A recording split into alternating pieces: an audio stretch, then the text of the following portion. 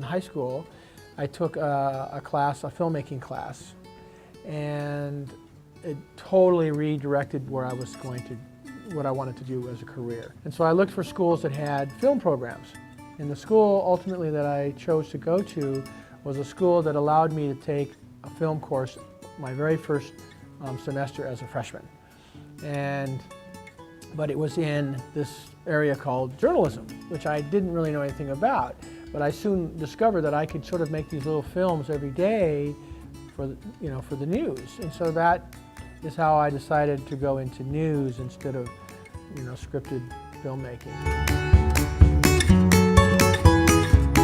I mean, Emmys are one sort of form of recognition that one gets for work that they do in television, and so mine are all for work that I did either in news or sports or documentary or feature news coverage. But honestly, there's a far more prestigious award than that, and it's called the National Press Photographers Association Photographer of the Year. It's where they pick one person in the entire North America, both the United States and Canada, as the very best photojournalist. And that is an award that I've won 3 times, and I won it 3 times consecutively. And that's way more, in my mind, more difficult to have an accomplishment and far more prestigious than any Emmys. Maybe 3-4 years ago, Dean Hyder, the Dean of School Communication, had the vision for having a short-term study abroad that was structured for the School of Communication students. Ultimately, it was decided we're going to go to Santiago, Chile.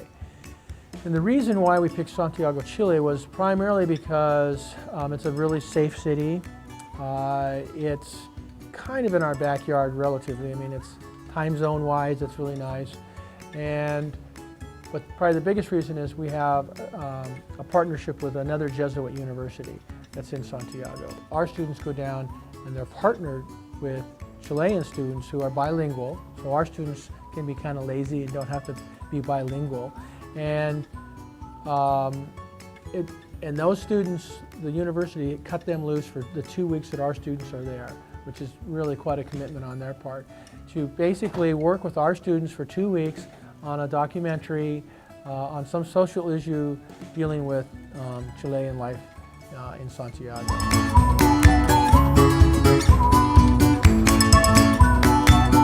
It all comes down to work ethic.